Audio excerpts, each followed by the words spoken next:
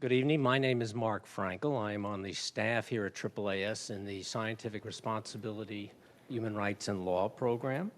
And I want to welcome all of you on behalf of AAAS and the Dana Foundation to the third event in 2016 of our Neuroscience and Society series.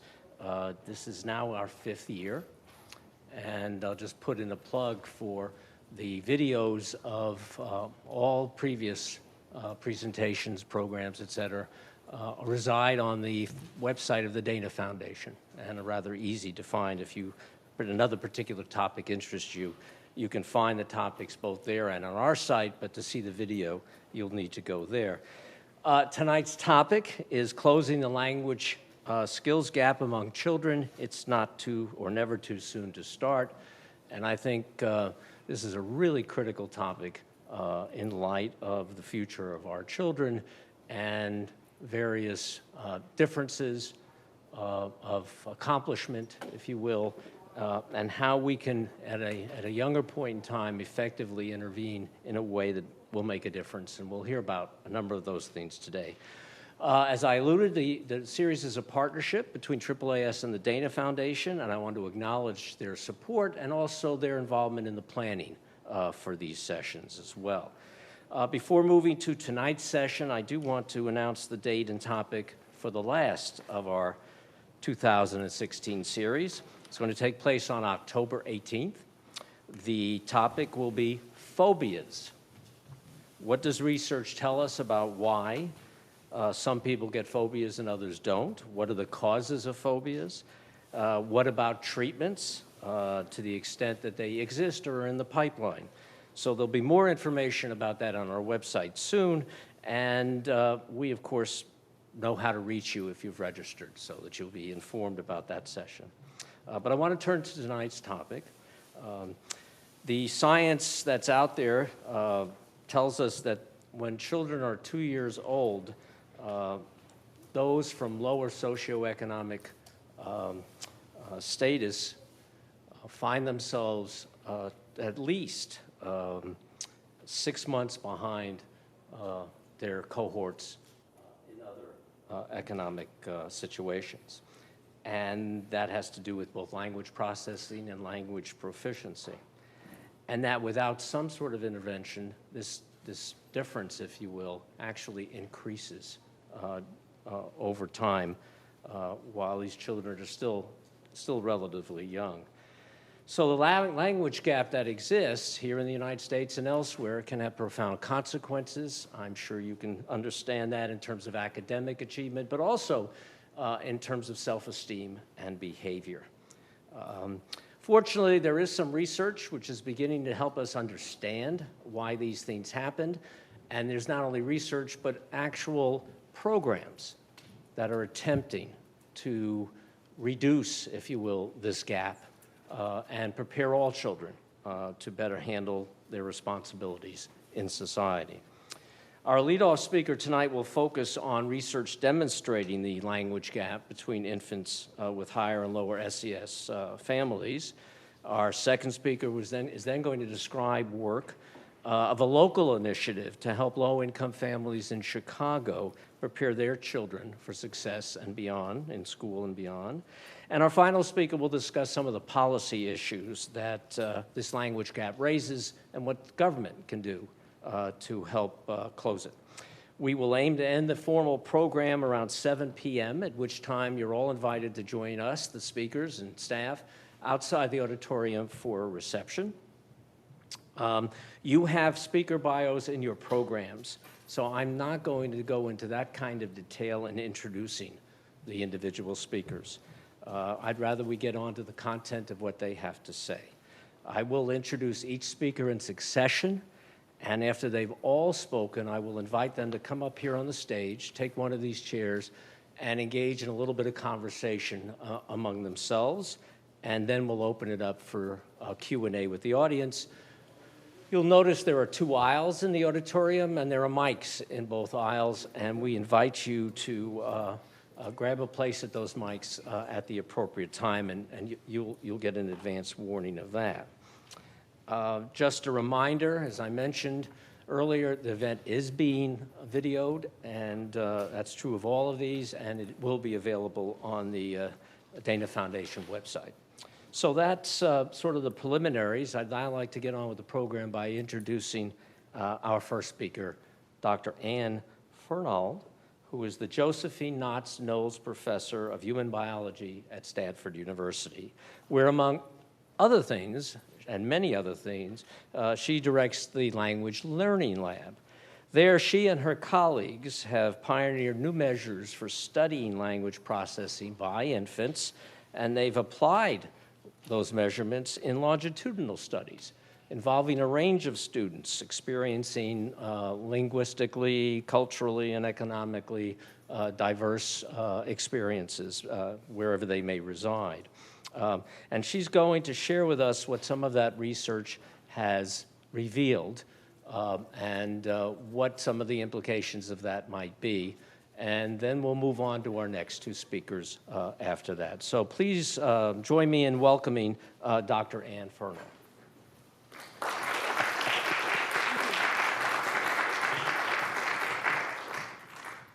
Thank you very much. I'm going to start with a plug for a wonderful book, a manifesto by Paul Tough called Helping Children Succeed. And in this insightful new book, Paul Tough starts out with a simple statistic. In 2013, the U.S. reached an important educational milestone. For the first time, more than half of the school children in public schools in the U.S. qualified for free or subsidized lunch, and thus fell below the threshold for being low income. What this means, he argues, is that the challenge of educating children from disadvantaged families can no longer be considered a side issue in American education. Into the mic. Okay, is this, yeah? We'll try.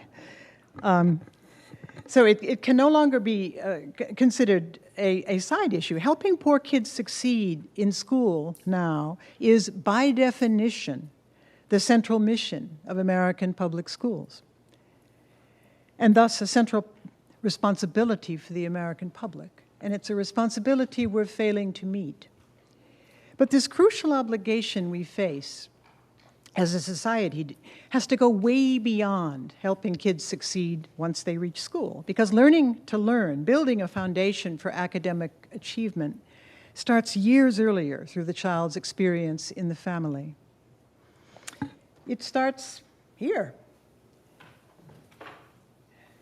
Actually, learning starts well before this child is born, with positive support from caregivers, and it surges magnificently over the first 5 years. And there's more and more scientific evidence confirming a powerful conclusion, that the first few years of a child's life are profoundly consequential for building a young mind, for language, for cognition, for social and emotional development. I'll show you some of that new science, but first I want us to look at some stunning analyses of achievement gaps in schools across the U.S. In a recent study by Sean Reardon and colleagues at Stanford, each of those pink bubbles up there represents the average performance on math and reading tests in one of several thousand school districts in the United States. This is based on 200 million test scores, 40 million kids gathered over 3 years in 2009 to 12. These mean test scores by district are shown in relation to average socioeconomic status, or SES, for the families in that district. So school systems with poorer families are here on the left, and with richer families are on the right. The mean test scores are also shown in relation to grade level norms. So let's say the dashed line represents grade level for children in the 6th grade. A disheartening finding here is this downward swoop of those pink bubbles from richer to poorer. What this shows is that the 6th graders in the poorest school districts are 4 grade levels behind children of the same age in the richest districts. If you go to the New York Times website, you'll see these graphics there. You can click on any bubble to identify the school district and see the stats for yourself. So for example, this green dot here is Berkeley Unified School District in California, where students in the 6th grade overall are a little bit above average. But if we look at Berkeley Unified again, now sorted by ethnicity, the results, I'm sorry, we're not there, we're not quite there yet. Here you see a subset of the same data for school districts that had children in all 3 ethnic groups of sufficient numbers, showing that within a given district, there are big gaps, both in SES and in achievement, between white children and Black and Hispanic classmates. So now back to Berkeley, sorted by ethnicity. Remember, the mean was down here somewhere. The white 6th graders, almost all from affluent families, are testing around the 8th grade level, while their much less advantaged minority classmates are around the 5th grade level, even within a single school district. In fact, it was surprising that some of the largest gaps between white children and their minority classmates emerged in some of the wealthiest communities in the United States, like Berkeley and Chapel Hill and Evanston, Illinois. So studies over 40 years have shown that these achievement gaps are robust and persistent, and that they predict later outcomes, such as graduation rate. But when we look back to the beginning of kindergarten, here's children at 5 years, and on a scale, a developmental level, it could be one of many, we see that these differences are already present before children set foot in school. This is an older study with much cruder measures, but the story is the same. Children from wealthy, more educated families are higher in school readiness skills than children from the disadvantaged families. Where do these differences come from? Well, that's a tough, rich question. There are so many aspects of life in poverty that have adverse effects on children's development. Poor nutrition, lead exposure, toxic stress, and all of them have been shown to matter. Even sleep patterns. There's new research now looking at children who live in chaotic environments with highly irregular bedtimes, and they show that sleep deficits of just a few hours each a week have measurable negative consequences, reducing cognitive potential in very young children. But even when these other damaging conditions are taken into account statistically, there's one factor that remains particularly potent, and it's this one here: inadequate opportunities for early learning. Babies' brains are born with enormous potential for language, for creativity, for compassion, for self-control. But these potentials are only realized through consistent positive support and many opportunities for learning through caregivers from the very beginning of life. Now, I don't have time to share these with you, but there are lots of new studies using brain measures, like this one, that show how growing up in poverty has tangible detrimental effects on brain development. In this case, gray matter differences that weren't present here and are present by 36 months. I'm going to be asking parallel questions using behavioral measures, not brain measures, since I'm particularly interested in how language and verbal interactions with caregivers strengthen children's emerging language skills early in infancy. When do these trajectories here, extrapolating backwards, when do these trajectories start to diverge, and how can we measure them? The measurement question is a tough one. As an infancy researcher, I can assure you that it's a real challenge, since babies do not like to, they don't like interviews at all, and they refuse to fill out questionnaires every time we try. So how can we test language comprehension with any precision in a little toddler that's barely started to talk? Well, I'm going to share with you the research where we've tried to do that. In my lab, we've devoted many years to reading babies' minds by following their eyes. And we're going to look here at how quickly this little girl looks to the picture that is named. It's called the looking while listening procedure. She's sitting on mom's lap. And you got to be quick. You got 5 minutes to work. That baby will give you 5 minutes of her precious time. The mom thinks it's early admission to Stanford, but the child is not the least bit motivated, so you have to keep it really interesting and really quick. Okay, so here goes. Apple. See the apple? Do you see it? She's 2 years old, this girl. Baby. Where's the doggy? Right there. Can you see it? Show me the juice. Do you like it? So how quickly did she look to the name picture in relation to the acoustic onset of that word? You can't see it just by eyeballing it, but we measure it at millisecond precision, and I'm going to show you those measures a little closer here in the same child over 3, followed longitudinally at 6-month intervals, from 18 months up to 30 months. Now he's always we've chosen trials where he's starting on the wrong picture, and he has to shift to the picture that's named, and you will see how quickly he learns to do this, or rather, how striking the developmental change is in his ability to predict what's coming and to respond very, very quickly. So at 18 months. Where's the doggy? Can you see it? So the red dots indicate when he was looking at the wrong picture, and then he shifts to the blue picture, and you say, yeah, that kid knows dog, pretty quick. There's no question. It's not about does he know it or not. It's how fast does he grab it as it goes by. I'm speaking 200 words a minute, and you're following that. In order to be able to do that, you have to be able to anticipate, to listen ahead, and to make do with little bits of acoustic information, and not wait to the end of the sentence. Now, by 24 months... Take the book. Check that out. He's lopped 600 milliseconds off of that reaction time, and that is big in terms of brain speed. And at 30 months, he nails it, and he knows it. Where's the doggy? Can you find it? Yes, right? This sassy little yes, right? So that's about as fast as you all would be. Now, of course, this is a very simple situation, and things fall apart as soon as the language gets more complex with this little boy. But what we see here is that this child, our age-related changes in what I'm calling fluency of understanding, the ability to grab words as they go by, which turns out to free up resources for learning what comes afterward, which is why it's important.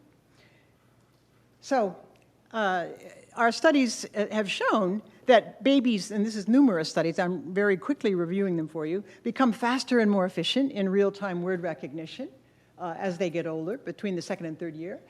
But at every age, children who are more efficient are also more advanced in vocabulary. There's a strong and consistent correlation there.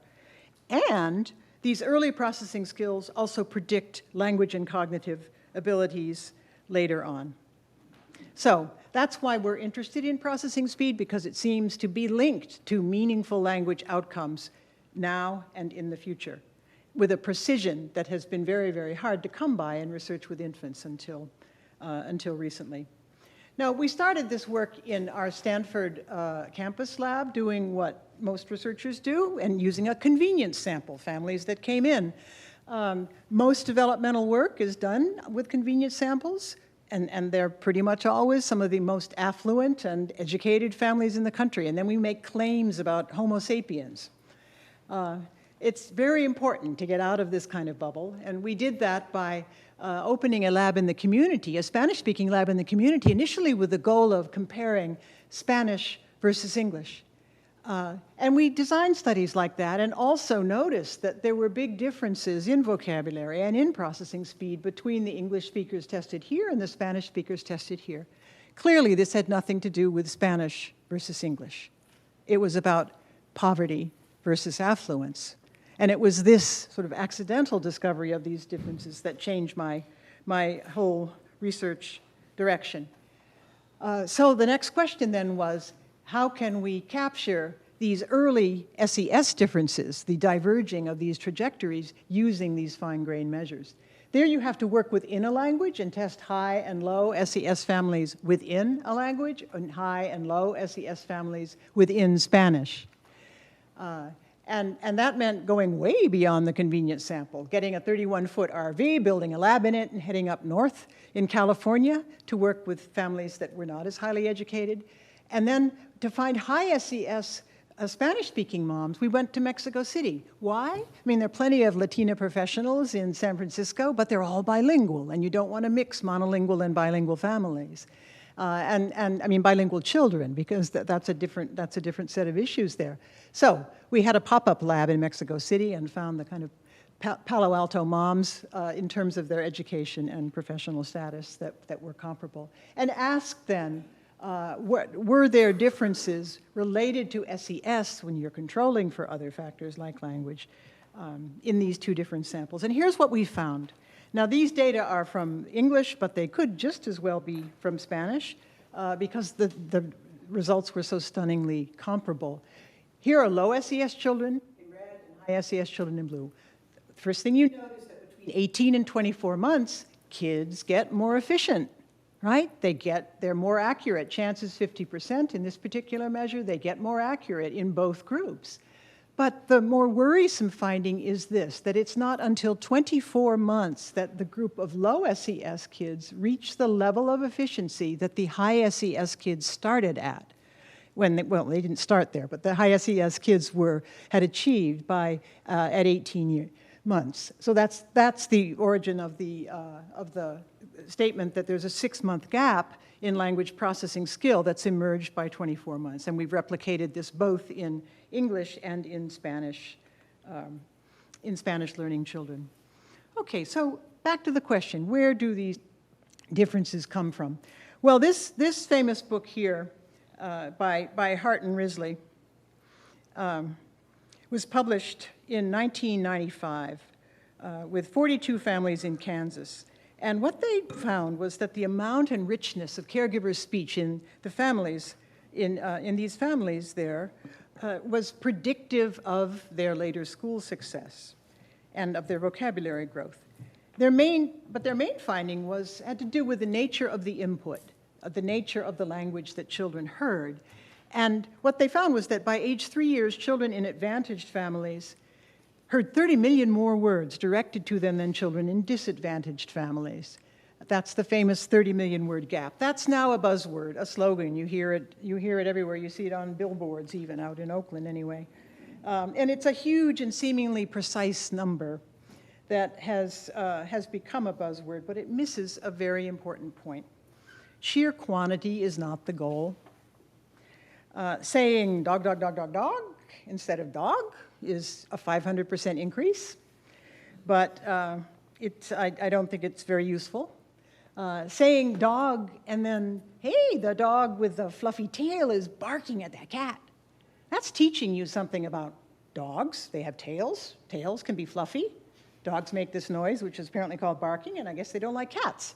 So you're learning lots of things you're building up conceptual knowledge through the rich vocabulary that is used in this kind of elaboration. And Hart and Risley talked a lot about that as well.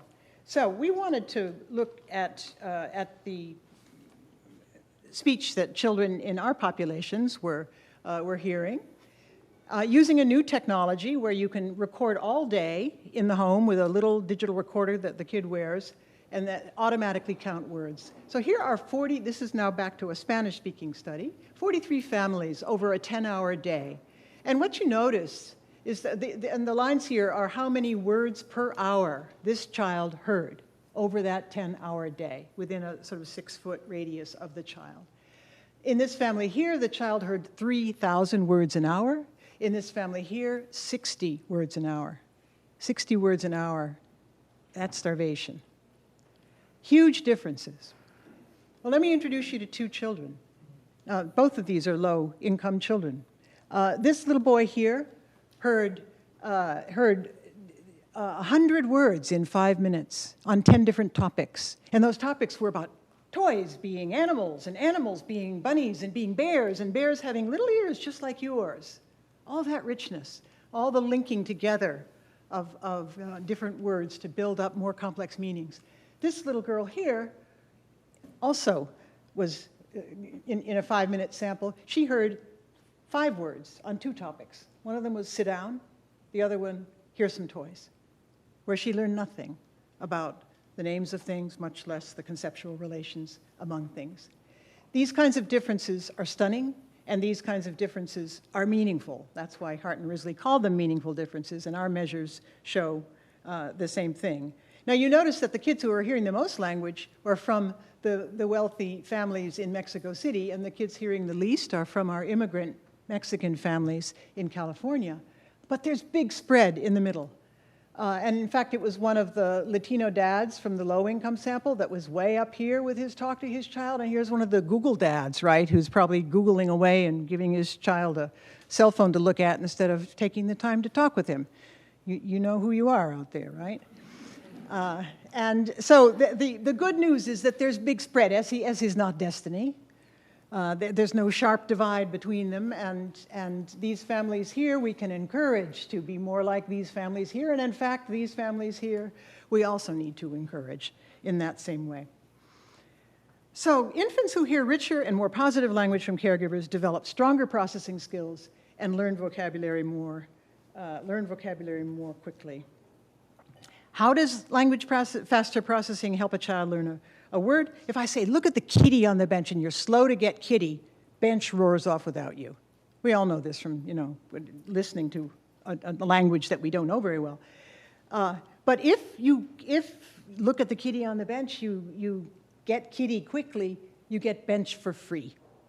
And so this, having this extra capacity to attend to words that follow, you can learn through inference, you can strengthen work and memory, and your conceptual abilities as well. All right, now we got to step back for a minute here and point something out that's very important, which is that research in weird societies, and that means Western, educated, industrialized, rich, and democratic, and that could probably mean white also, but it technically means Western, right? View face-to-face communication with babies and rich talk with babies as critical for development.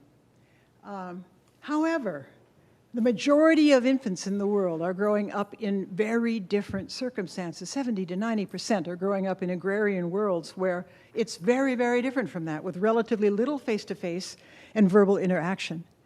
And we have to be aware that in those worlds where infant mortality is high and where it's dangerous to let a little 18-month run around, you want that kid to obey immediately, and you use a lot of commands with that child, things that seem not as warm and nurturant when I watch them in Senegal, where I've been doing work, but they're adaptive in that culture.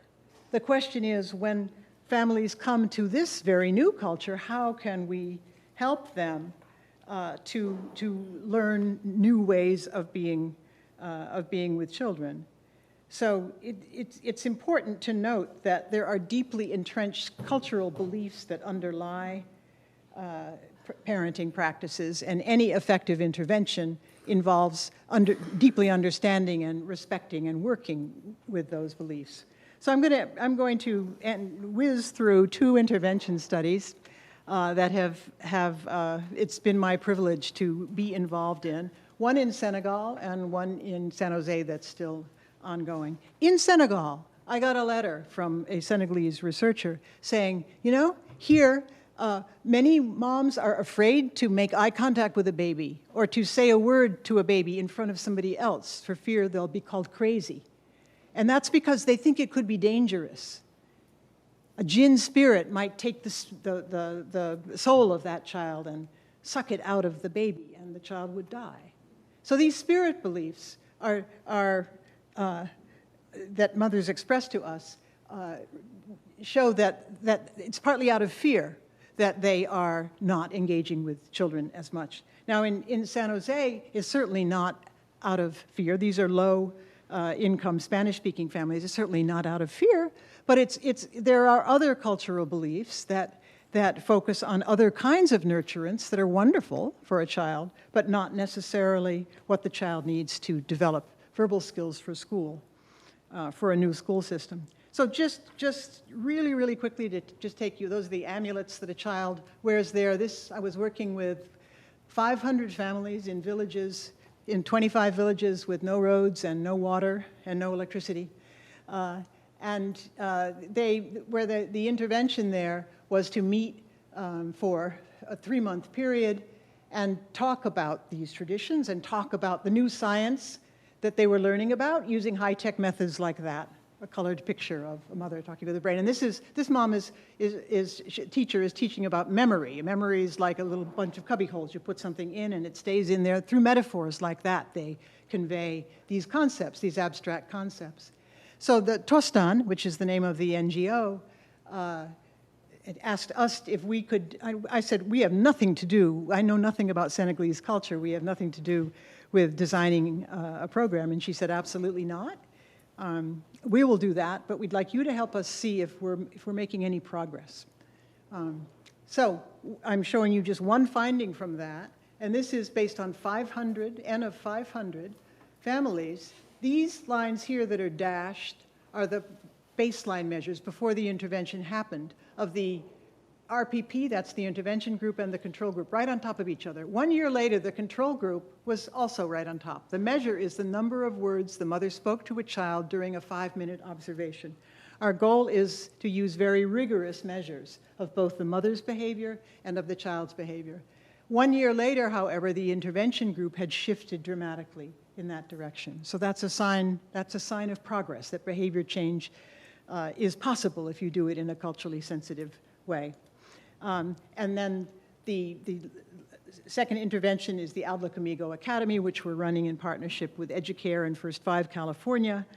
Consists of workshops and coaching sessions with children, as well as family gatherings involving fathers outside. And in this, we've done the first efficacy study here. The amount of child-directed talk increased twice as much for the Habla Conmigo mothers as for the controls. And the change in the child's vocabulary, there was no change in the control group between over the 8-month period after the intervention, but 8 months later, the Habla Conmigo kids had increased in the vocabulary norms from the 50th to the 59th percentile. So there's an emphasis here on using rigorous measures of change to show that an intervention can be effective. I'll finish then with a call to action. Early emerging learning gaps demand our urgent attention on both economic and moral grounds.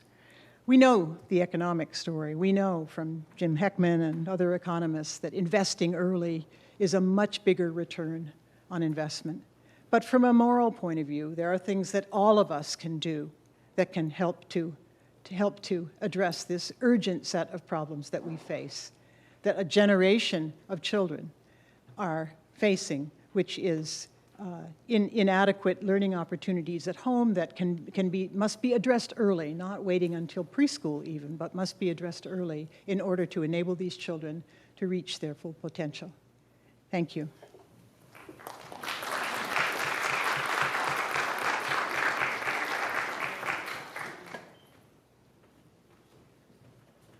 Well, thank you very much, Dr. Fernald. I think it's very, very useful to have a sense of what the science is telling us.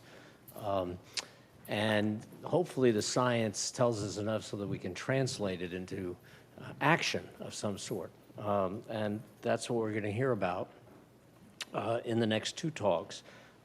Examples, specific examples, one on the community and one more nationally based, to tell us a little bit about what's going on in attempting to close the gaps that we've been referring to and create interventions that can be demonstrably effective. So our next speaker is Maricela Garcia.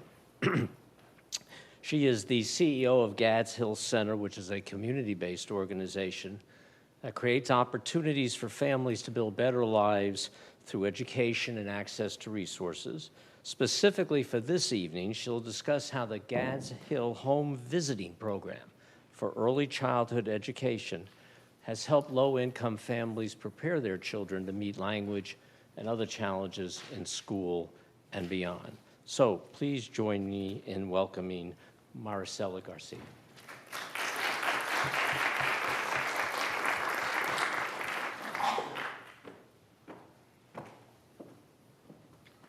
Good evening, and thank you to the AAA as well as the Dana Foundation for the opportunity to be here this evening addressing this very important topic about closing the gap of inequality in the long term, because the inability of children to achieve their full potential results in their inability to, in life, reach their greatness for which they meant to come to this life. I would like to also start with giving you some background about Gads Hill Center. The organization was founded in 1898 as a result of the growing population in Chicago of immigrants coming from mostly Germany in the late 1800s. Because of the challenges that those families experienced in their adoptive country, both economic and social, Jane Addams and other very progressive social workers decided to create a settlement house movement to help immigrants integrate successfully into their societies. As such, then, Gatz Hill Center have been serving every immigrant group that has come to Chicago pursuing to build a better life. And until the mid-1940s, the organization served primarily European immigrants, but because of the shortage of labor during the 1940s, because of many American soldiers were fighting in World War II, many Mexican workers were invited by the United States as contract workers to replace soldiers. And as such, the Mexican community grew tremendously in that area where Gatz Hill is located. And since then, Gatz Hill Center has been serving primarily Mexican immigrant families. So what we have learned since then is that one of the major obstacles for children to achieve their full potential is poverty, as we heard already. You know, it's not lack of potential, it's not that they don't come equipped with the same possibilities, but it is the environmental conditions that primarily hinder the ability of children to succeed. So the central tenet of Gatz Hill work is building education success, because we know that the improvement in the family economic condition improves in a single generation when children have access to quality education. We provide linguistically and culturally competent programs to 4,000 children and their families from birth to high school graduation, and 75% of our programs focus on early childhood education, precisely because you heard before that the fastest expansion of the brain happens before the age of 5. So that is a critical moment in which children should be exposed to quality programs so that they can build the competencies that they need to succeed in school and in life. But because the topic of today is building competencies in language through the home visiting programs, I'm going to focus specifically on that program. We served almost 300 children in our home-based programs, most of whom have immigrant parents. And to work effectively with these families, staff not only have to master the language, be able to communicate very well with the families, but also need to understand the cultural dynamics of the families. That includes, for example, understanding the strong emphasis on family as opposed to the individual, the important role of community life, and the approach that those families have to mental health issues and services. The home visiting programs in the early childhood development is defined as a service delivery option that is offered on a voluntary basis to pregnant women and children birth to age 5 in their homes. In Gatz Hill Center's home visiting programs focus on the parent as the child's most important relationship and as the child's first teacher. Our programs consist of a variety of interventions focused on family supports and child development services to at-risk and vulnerable mothers in their homes. Services are tailored to family needs and delivered in the parent's language. College graduate trained home visitors conduct weekly visits, and during those visits, they provide information, coach the parents, review educational materials, read to the child with the parent, and observe the interaction between the child and the mother, because mothers, 100% of the parents that we work with are mothers. They observe the interaction to know what are the areas in which the parents need support. Is it in in the physical closeness to the child, in the many times that they speak face-to-face to the child, or in the opportunities that the mother has to communicate effectively with the child to convey the opportunity to learn words, to build vocabulary, and encourage positive behavior. Once those observations are recorded, they are brought into supervision, and it is where the strategy and the plan is developed to bring the adequate resources to build the strong relationships.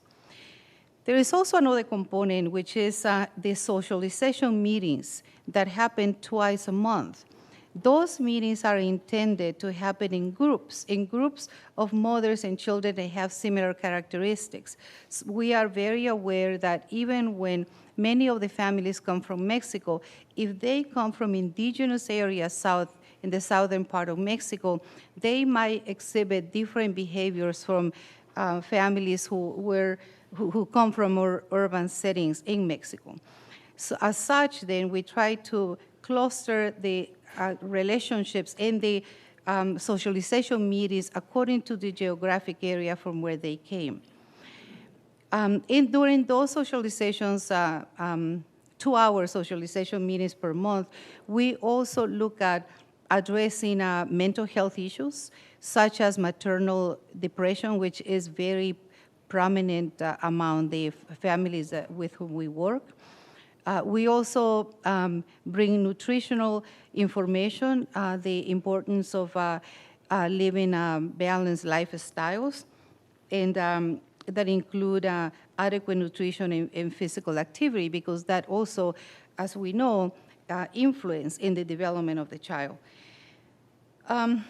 As I said, therapists during these sessions also address postpartum depression, which we have noticed after working for many years dealing with that issue, that it is a cultural expectation that breaks down during that period in which mothers are of Mexican origin are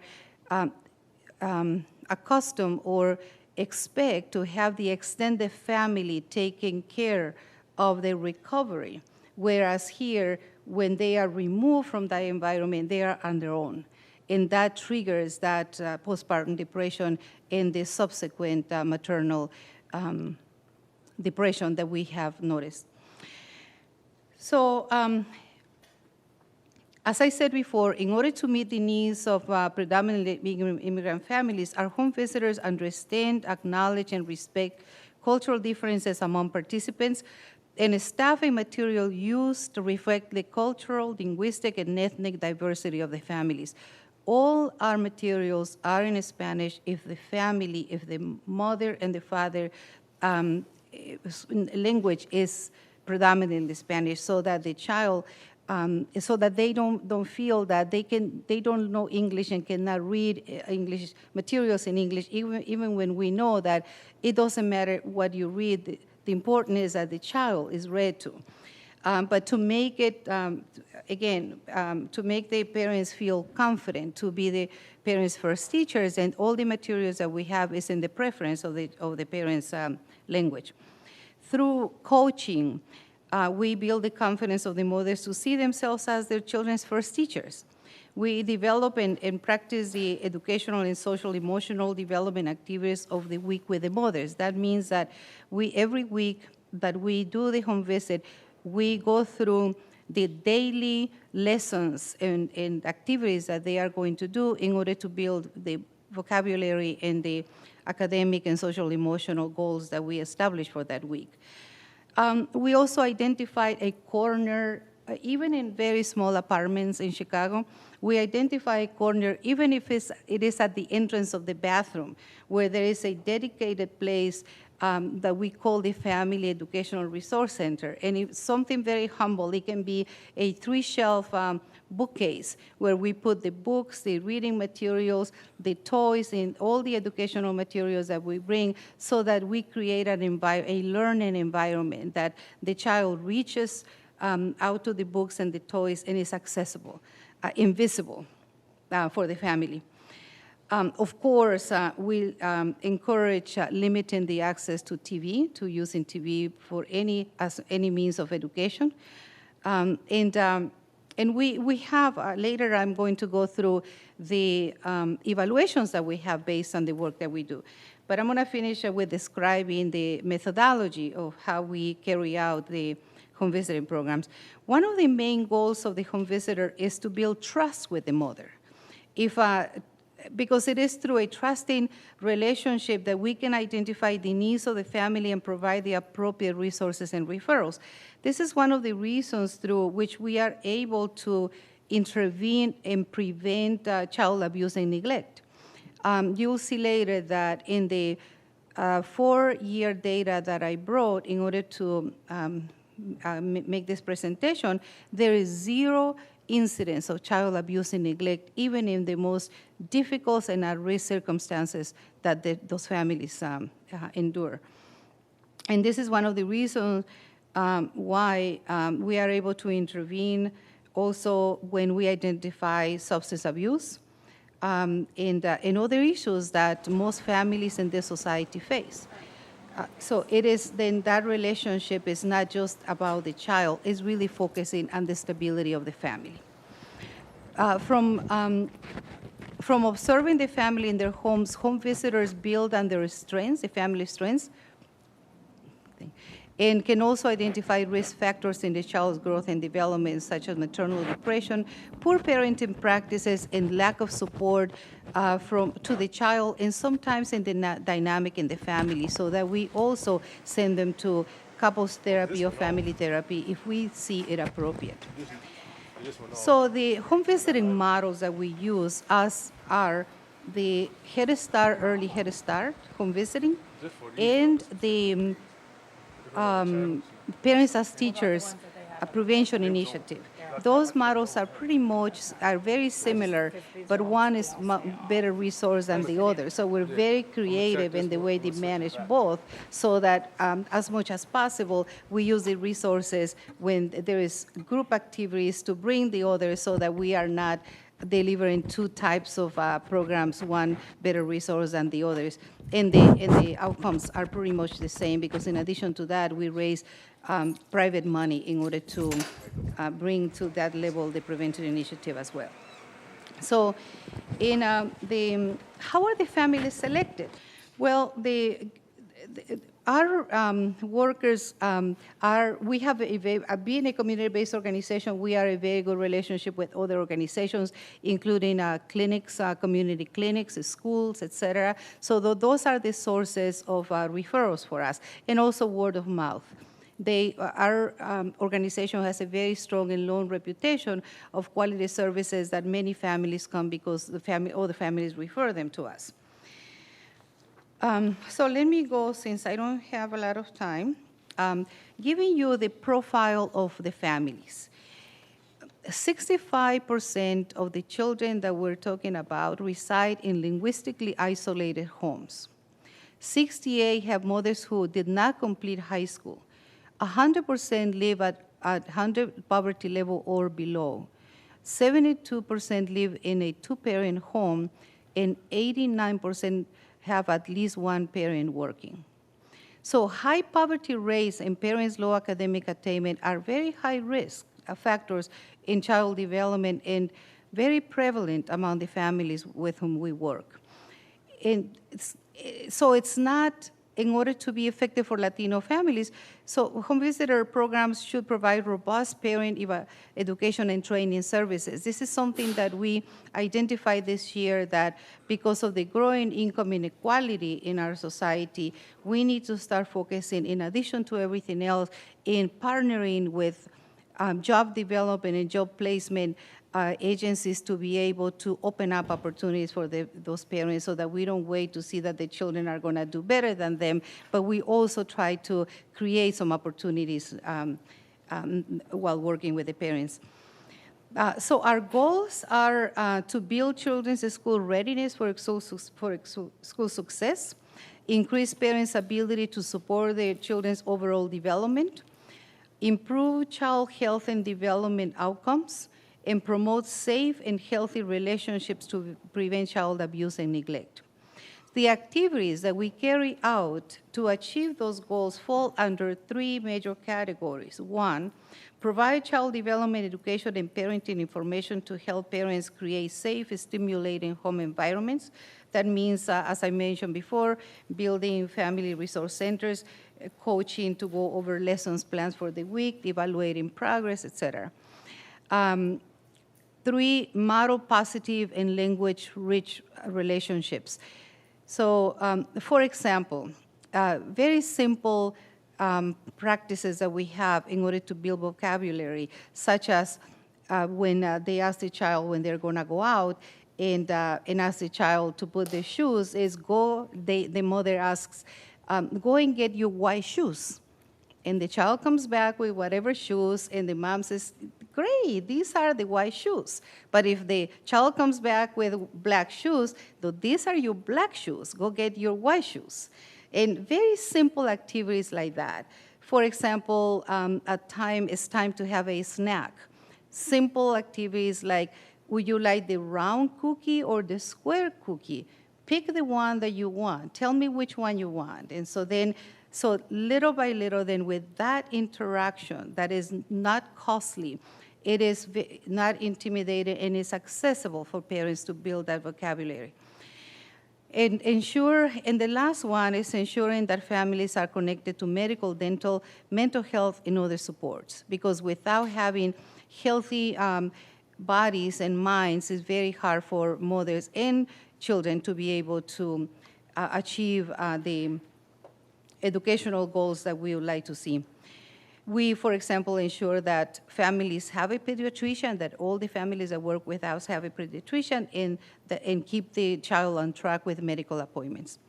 The outcomes or the results, and this is something that I compiled over the 4 years, even when we have 30 years of practicing in this model, because I wanted to give you some more recent data.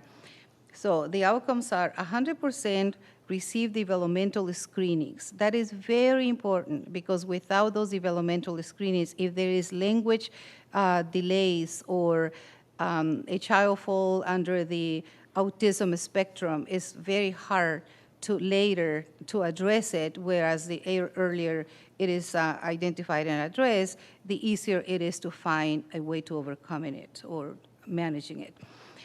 So of the 100%, about 9 to 11% require support for development for those identified developmental issues, and 100% of those that were identified received the support that they needed.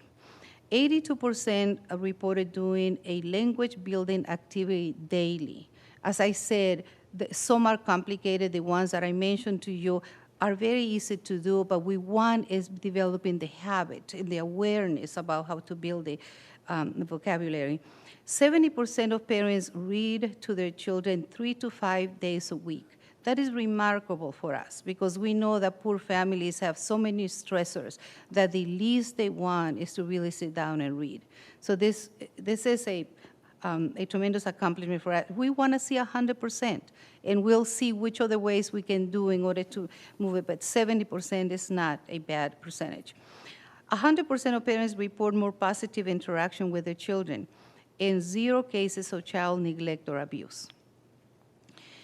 So the challenges that we see because of what we continue seeing in our society, the lack of investment, and as we heard, it's not just an educational, a social imperative, it is a moral imperative for our society to start investing in children, and as Howard Zinn once said, and to start seeing, to develop the universal morality and see every child as our own. So the challenges, poverty is number one. No, I look at the challenges, the obstacles that poor families endure, and it's hard to imagine how they can, how to overcome those tremendous challenges when they're part of the growing working poor population in the United States. So they need resources. You know, it's not the so-called entitlement. We have to invest in children because our future depends on them.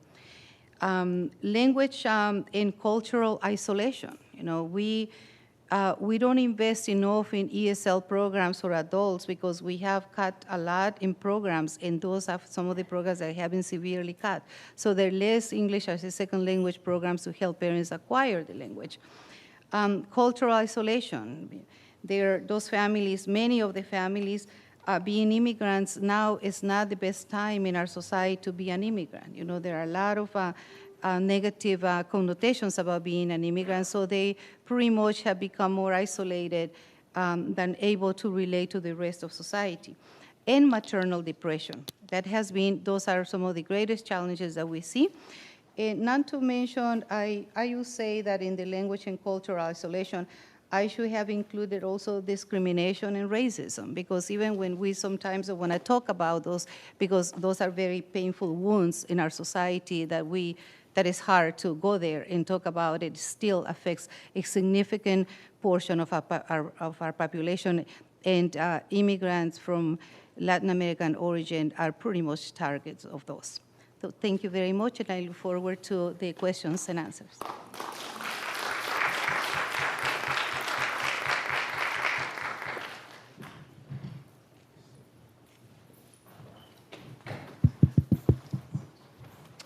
Thank you, Maricela. We'll now move from the local community to the country, if you will, and talk about policy at a somewhat different level. Our final speaker is Dr. Libby Doggett, who is Deputy Assistant Secretary for Policy and Early Learning in the Office of Elementary and Secondary Education at the U.S. Department of Education, where she heads the Office of Early Learning and serves as the Early Learning Liaison to the White House as well as to other federal and state agencies. She's had a career of working with both academics and advocates in promoting evidence-based reforms in early childhood education. And tonight she's going to focus on some of the policy issues sparked by recent scientific findings and what the government can do to address them. So please join me in welcoming Dr. Doggett.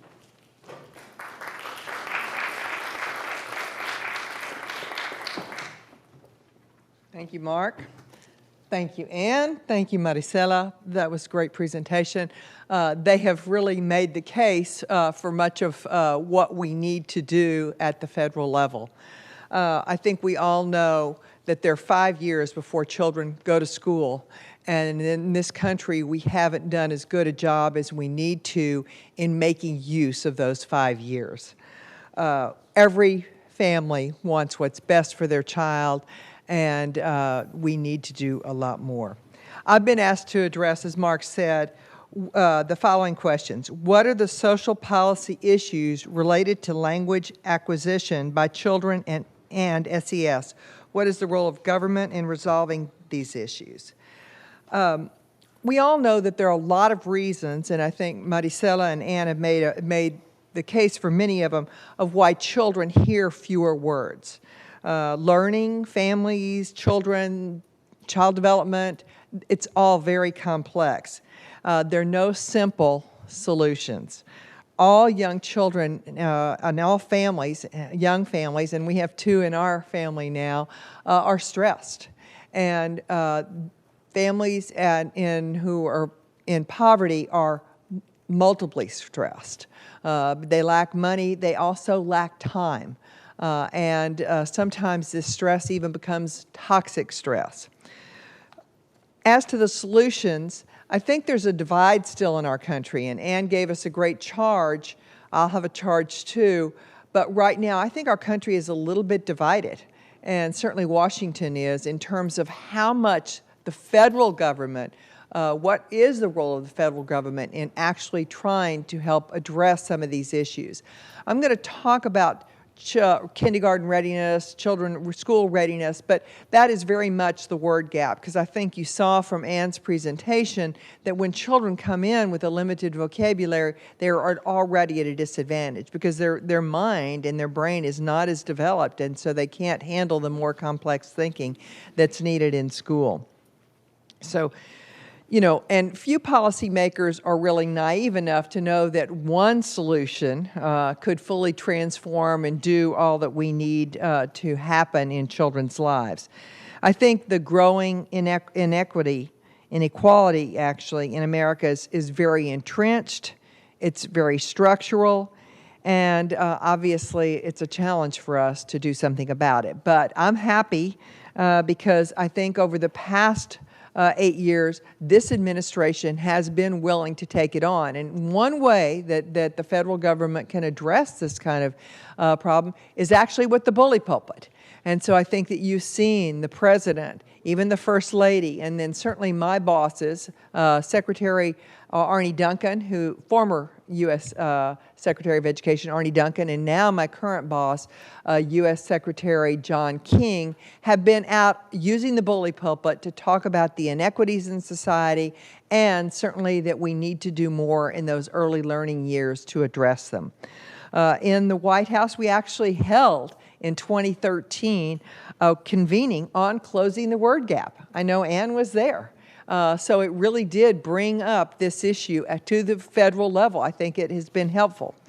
We also held in 2014 a summit on early learning, and we got people there from all over the country, from the public and private sectors. In the private sectors, we got over $340 million of commitments of ways that different agencies and organizations are going to help us address those early learning years. And then recently, in 2016, we held a White House summit on STEM because we think that is a way to actually help children get ready for school. And families need to know more about how they can use the environment and everyday activities to promote STEM learning in children. So I'm going to talk about 4 different ways I think the federal government has approached this issue.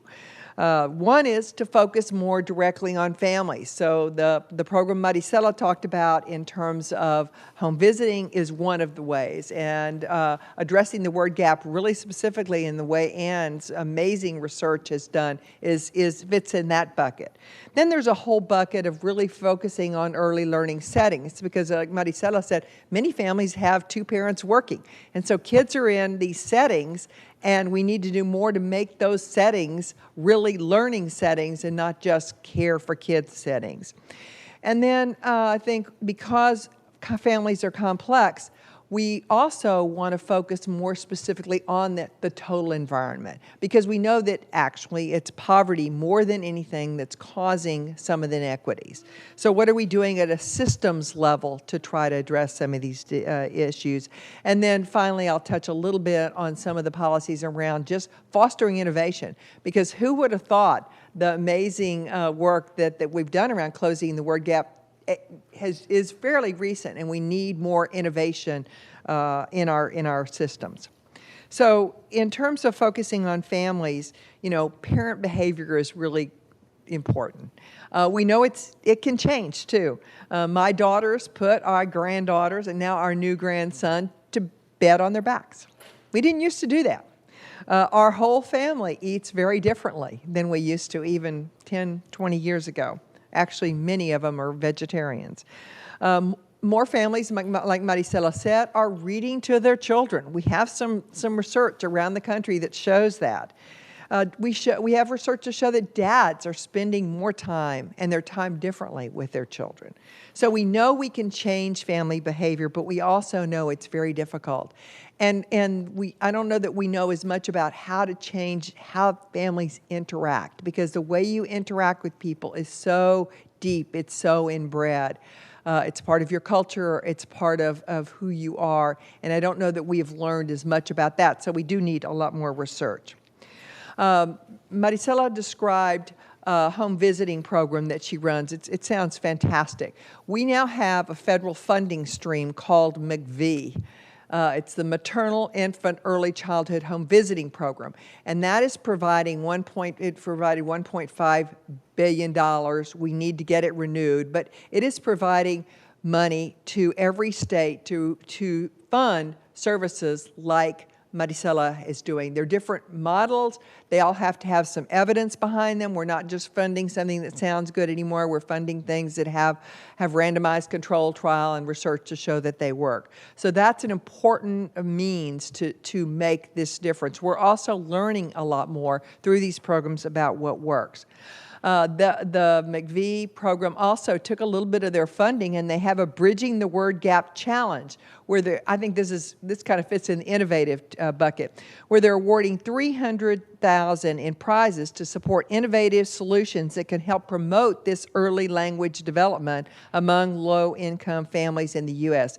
Each of the 10 teams or individuals have created prototypes of their ideas. They've implemented the proposed innovation, and they've then tested the effectiveness. And now submissions have just been judged, and some of these will move to the second round, and then we'll have a final round. So I think it's pretty exciting what they've done with that. We've also had a resurgence of two-generation programs and a lot more discussion around two generations, so focusing on the families and on the kids and trying to provide really good interventions for both.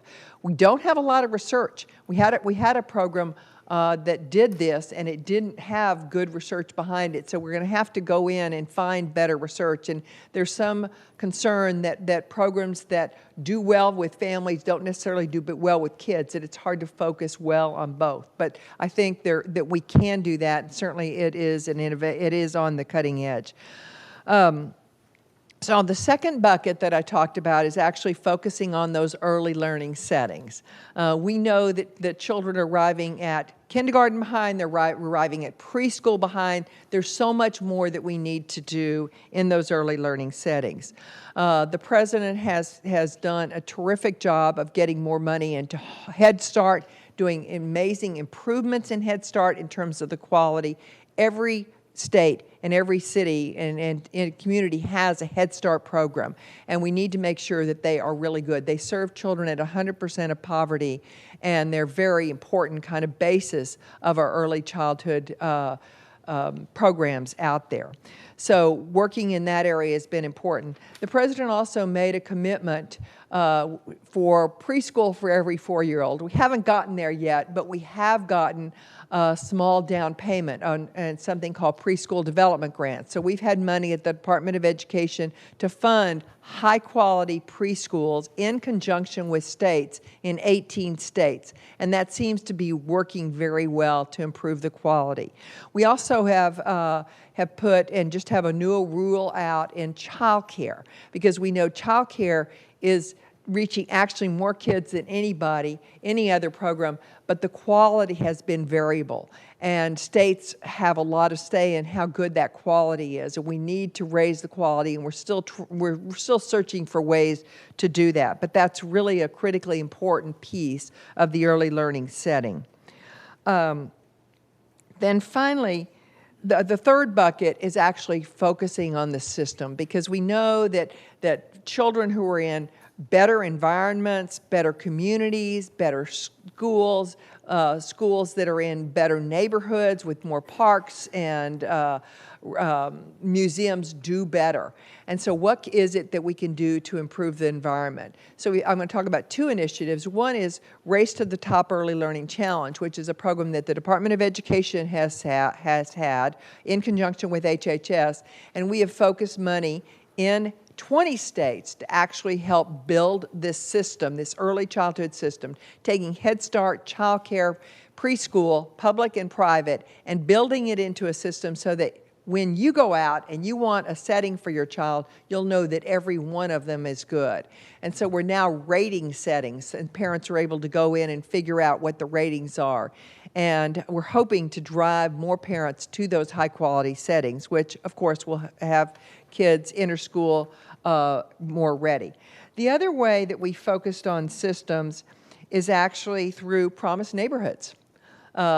We have realized after the Harlan Children's Zone turned out so well that we could do this in other areas. So at the Department of Education and now through the new Every Student Succeeds Act, we have a pot of money that will go to fund setting up neighborhoods where you have cradle to career services, and really provide some of the home visiting, some of the targeted parent training, high quality early settings, and schools, better schools. I think the third system building is actually turning around more schools. There was an article today in Ed Week about a school in Alabama that is the center of the community, and we have seen when you turn around a school, it can make a huge difference for the community. I was recently in Chattanooga where they have a school at Normal Park, and that school has turned around the whole neighborhood. It used to be declining. Now it is a neighborhood that the mayor lives in, and people all in Chattanooga want to live in that neighborhood because that is an amazing school. So that's another way to turn around a system and help set the environment on the right track. And then finally, the last bucket is really fostering innovation. We need more innovation. We need more good minds coming to this with the kind of research that Anne's doing, and then helping us put it into place like Maricela is doing, and then having a continuous quality improvement look at it and see where is this working, where is it not, where do we need to tweak it. And so the government, the federal government, this administration has had a focus on innovation. Even at the Department of Education, we've had something called I3, and entities have been able to draw down that money to actually test different innovations and then put them into practice. So I have a challenge like Anne did. We know that focus makes a difference. We've seen that. We know that evidence really makes a difference. It doesn't make the difference we'd like it to at this point. We need more policymakers to look at evidence and act on it. We know that money matters. We've got to have more money in the system. We know that time really matters. You've got to have time to test these things, to put them in place. And we also know that policy matters. So I hope you all will take this challenge of working with us, because we need policy leaders, we need regular folks, we need parents, we need researchers all working together to really improve the lives of our youngest children in this state, in this country. Thank you very much.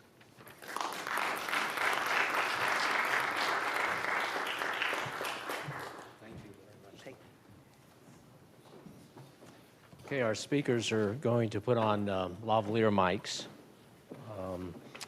and then we will, I will ask them a question, and probably hold it to that so that those of you in the audience can ask your questions. Again, there are mics on both sides.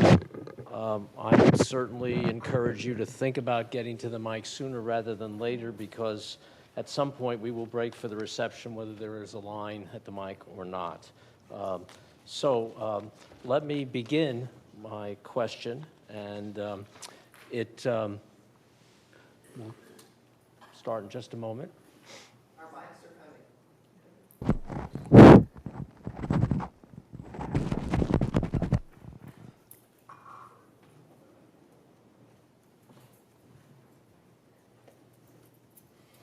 Remember to turn it on the top. You could just hold it if you want to, or attach it to some clothing. It takes us. Go ahead, keep doing it. Testing, testing. Testing, testing. Testing, note. Is this? One, two, three. Testing. It's on. It shows that it's on here. Yeah, it's practice Testing. shouting. Does mine sound, I can't tell if it's working or not. I think that is working. Is it working? Is it working? Okay. Okay. Okay, you can hear it, and it's being recorded, so we're okay. We're good to go. I think so. So here's my question for Anne and Maricela. Libby has just announced, unbeknownst to her, that she has access to a nice chunk of federal funding to support both of you. And this funding is aimed at basically at closing the language gap.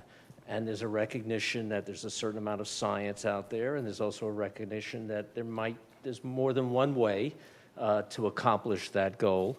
And she wants to hear from you. But given the necessity of getting this funding out sooner rather than later, since the fiscal year, I think, ends at the end of Friday, you have only 60 seconds to tell her what would you do with $1 million. You got $1 million. What would you do with it? So tell us a little bit about your priorities. You both come from somewhat different perspectives.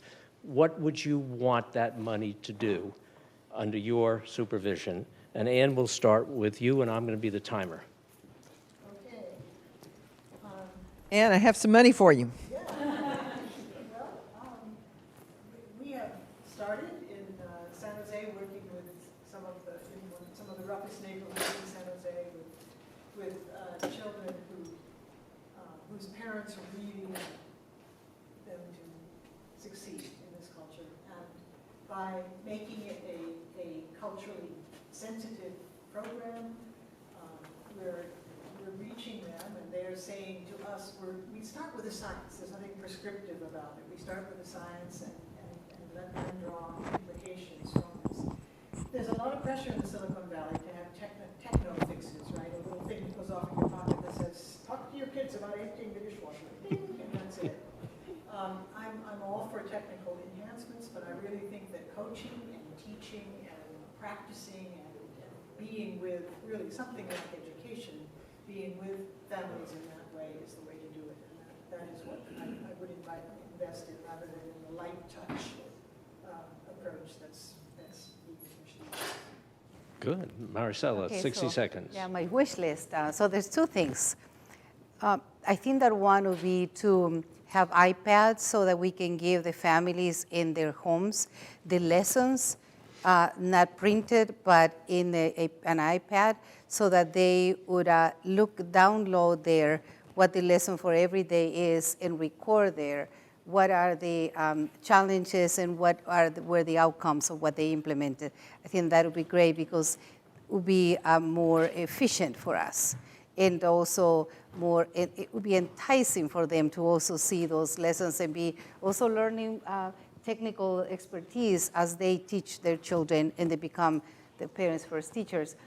And the other one is I welcome $1 million to make a difference in a neighborhood in Chicago where there is no access to center-based early education centers, and it's very concerning because how many children are now missing out the opportunity of quality, participating in quality programs because we don't have a center there, and we have about $5 million raised, but we need $2 million because the project is renovating a building for 150 children for $7 million. So I welcome that money, Libby.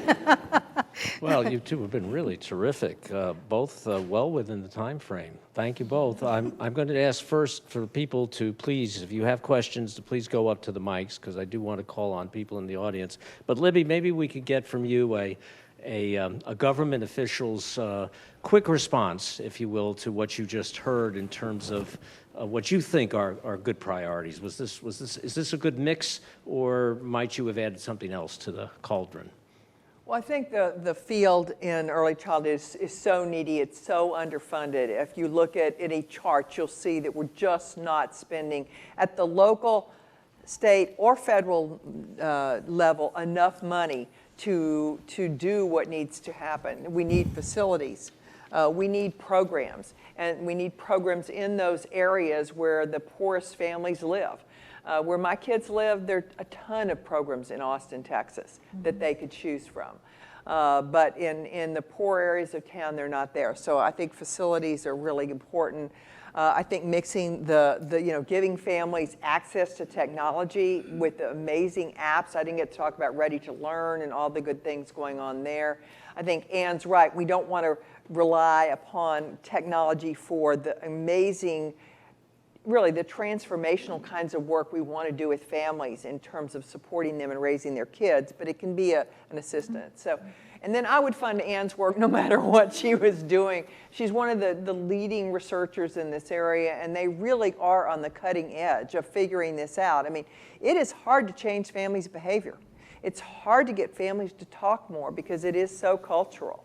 And so the fact that you've done that, not only just in the United States, but around the world, is truly amazing. So I'm going to go get the money for both. Oh, terrific. Just attributed. Give AAAS appropriate acknowledgement. Okay, let's have some questions from the audience. Please tell us who you are, affiliation, and if the question is directed to anyone in particular or all of them. Hi, my name is Heather Dean. I'm a neuroscientist and a former AAAS policy fellow.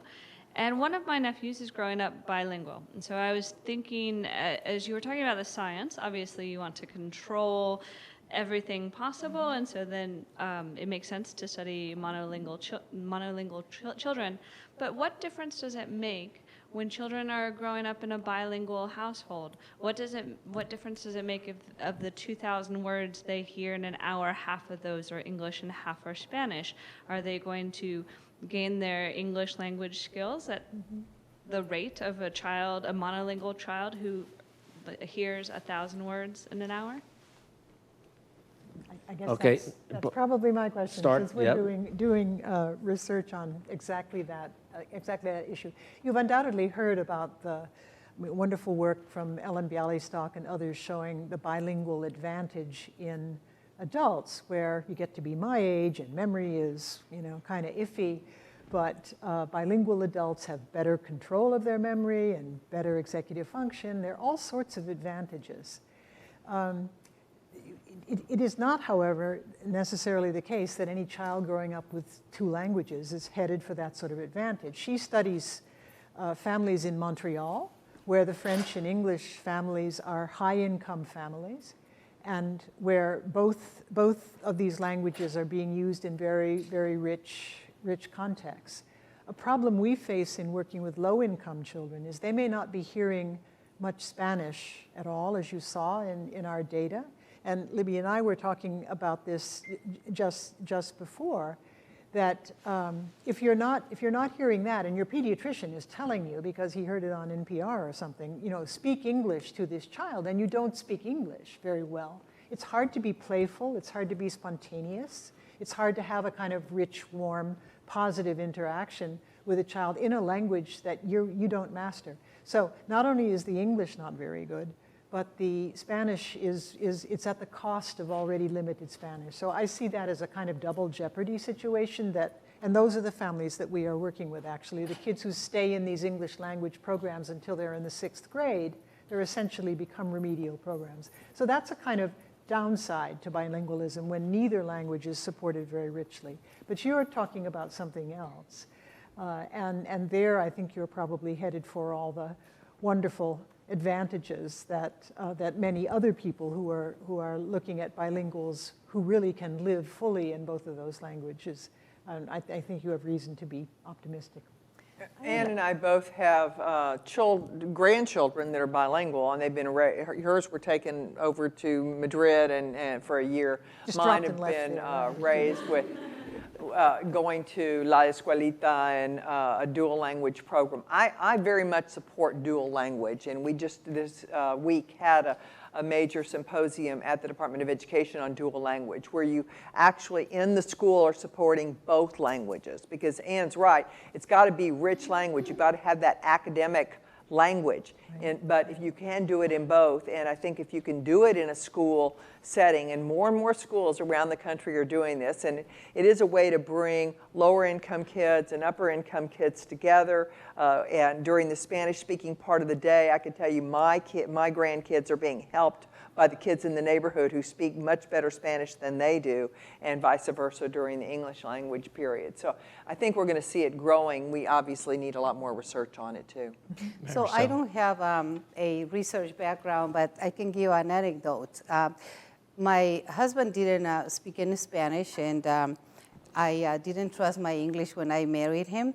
So we raised our children bilingual by the fact that I only spoke to them Spanish and he only spoke to them in English. So it was really amazing to see my daughter, how quickly she figured out that things had 2 names. And very early on, she said, so this is vaso. So what's the other name? And my husband said something. He said, no, the other name. So if you said the same thing, like vaso, no. so she knew that things had two names. And so, but I think that it was because we just knew that if I was going to speak to them with an accent and limited, or even when I mentioned, I still do, that I read poetry in Spanish, and when I have to swear for some reason, I do it in Spanish because that's where the feeling comes. Right? So that's why I always have spoken to my children in Spanish, and even when they refuse now to talk to me in Spanish because English is so dominant here that they understand everything, but it's easier for them just to answer in English. But yeah, I believe in the dual language approach because they went to dual language school for preschool and half of elementary school. Okay, next question, please. Let's just take these two, and then we'll have to break. Go ahead, please. Sure. I'm Alexa Romberg, a research scientist at the University of Maryland. And I wanted to know from the different perspectives of our speakers, what questions you have still that you would like answered, that whether they're scientific or implementation or translational questions, that you feel like are going to be, the answers are going to yield the most progress on this problem. Okay, who wants to start? I think that's a really tough one. My years of experience show me that leadership is so darn important, and it sounds like a cliche. When I say it, people just kind of nod and nod off. But if you take a really good intervention and it's poorly implemented, you don't get the results. And then you can take an intervention that isn't as well thought out, perhaps, and have a really engaging, amazing person implementing it, and it takes off. We see that in the classroom with different, the same curriculum can be taught by different people, and that's why we have different results from teachers. So leadership to me is really critical, and what are those maybe skills that a leader has, or a really wonderful teacher, or a fantastic principal that make the difference in the interaction, because it really is that interaction that is growing everybody. Maricela? I also think that the home visiting programs would benefit by more research because we are evaluated all the time rigorously with our center-based early education programs, and I really value that because that is where we understand that some of our assumptions are not working, and keep building on what we learn. We do enough good work that anything that is feedback to improve, it's great news. But I think that the home visiting programs, I've been asking researchers to use our programs because they have been going on for many, many years, are some of the old. We are the organization that has implemented them before the longest in Chicago. And I want to know, what, we have those numbers that some of what we gave you, some of the ones I gave you, but I would like to know more about it because it is expanding. It is a field that is expanding, but I don't feel that the evaluations are as rigorous as the center-based programs. And when you have to defend cuts, you have to really show not anecdotes, but credible data. So I think I welcome just an overall evaluation of the home visiting programs. Anne? I read a wonderful article last year called The Enculturation of Science that was based on interventions in India where about 10% of babies die who do not need to, for no biological reason, but because they are placed after birth on a dung floor with the cord still there, and the floor is cold, and nobody cuts the cord for maybe an hour because an untouchable has to come and do that because you're polluted by bodily fluids. The mother does not put the baby on the breast, and breastfeeding doesn't happen for a couple of days. It has to do with ritual pollution. The central point in this article is that when you're trying to change behavior, you're not just talking about a mother and a child in isolation.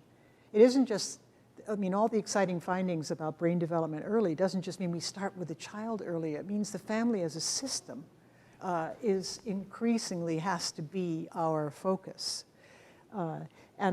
This article by Kumar and Darmstadt made the point that there's so many stakeholders, like the mother-in-law, who does not want that woman to pollute herself, and she's controlling the husband's opinion. And so everybody's out of that room that are actually controlling what happens there.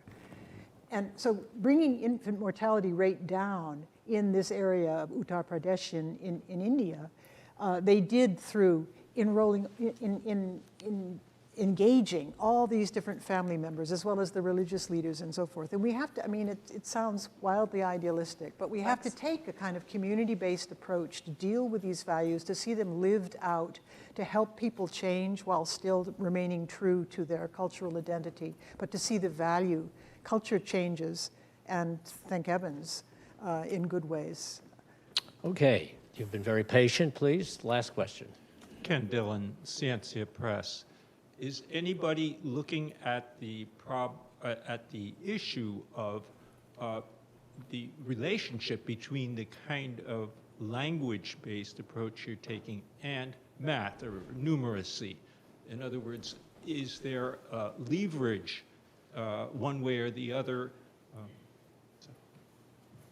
Yeah. Yes, well, this is a big topic. Actually, the Heising-Simons Foundation, their philanthropists in California, are focusing specifically on numeracy because actually numeracy, there's two recent studies this year showing that numeracy, meaning just do you know your numbers and do you know about sequences and predicts, before you've had 10 minutes of formal training in arithmetic, that kind of awareness of quantities and numbers predicts fourth grade math skills and also seems to transfer to verbal skills. Now, it could all be a confound because those parents who are teaching numeracy are probably also doing lots of other wonderfully enriching things, and it may not, the pathways aren't clear yet. But children are so eager and able to learn numeracy before formal math teaching. And it's something that, I mean, we think about reading books, teaching vocabulary. We don't think about teaching mathematical concepts. But, all right, anecdote with grandchild, there's a wonderful book called 1001 Things to Spot. And it says, in this underwater scene, there are 6 turtles, and there are 3 sharks, and there are 4 barracudas, right? And my little granddaughter Viola finds them, and we go over this. We do it on FaceTime, actually, every day. And there's one, and there's one, and there's one, and there's one. And she counts 1, 2, 3, 4, 5, 6. And the other day, she's 3. The other day, I say, okay, you got to 4. How many left? And she thinks about it and says 2. And I say to my husband, that was subtraction. Or was it something much more primitive? Was it just spatially remembering there are 2 more over there, right? But I don't know much about this area, but I can't help but believing that playing those kinds of games are helping to build a numerate mind as well. And by the way, 10 minutes a day, reading a book or on FaceTime with your grandchildren adds up to 60 hours a year. Wow. That can make a difference. We had the STEM convening at the White House specifically because we agree that this has been, there hadn't been enough focus on science, technology, engineering, and math, all of which are very much related. And there is great, growing research out there. The Institute for Education Sciences, which is part of kind of an arm of the Department of Education, has a practice guide, and it's excellent. They've also done some research recently on building blocks. We're not allowed to endorse any curriculum, but the results of the study on building blocks showed what Ann said, which is it built math as well as children who did better in their reading. And if you look at how it's implemented, it's very much children not just doing math, but also explaining their thinking, explaining how they got that answer. And so I think there's a huge, rich area of research needed, as well as implementation and policy in terms of STEM for early learning, because we focused on reading, that's improving, but we need to look at the other areas as well. But the Head Start curriculum includes math, and that starts at, we have toddlers in our 2, 5, 3, 4, almost 4 and a half, And so there is curriculum. The interesting thing, however, is that that is the area where nationwide the ratings are the lowest. So, and I think that, and I was thinking the other day when I looked that we are at 82 with our programs. And I was very disappointed because I thought, so what happened to the 18, right? And I think, so when I went deeper into figuring that out, is the instructors need to have better skills. So we have to invest in the workforce because I think that they might be good for other things, but because we have not been in general invested in STEM and just the skill, the math skills. Some of the teachers then don't bring those skills as strong as they might bring the language, the rhythm, all other skills that are required or important, because otherwise that would not be the lowest rating across the nation, and including my organization. So I think that we need to do a lot more in training our teachers to use better techniques and to hone their skills. Okay, well, all of you are now invited to join our speakers for reception out there, right outside the auditorium. And on your way there, how about giving a round of applause to all of the panelists?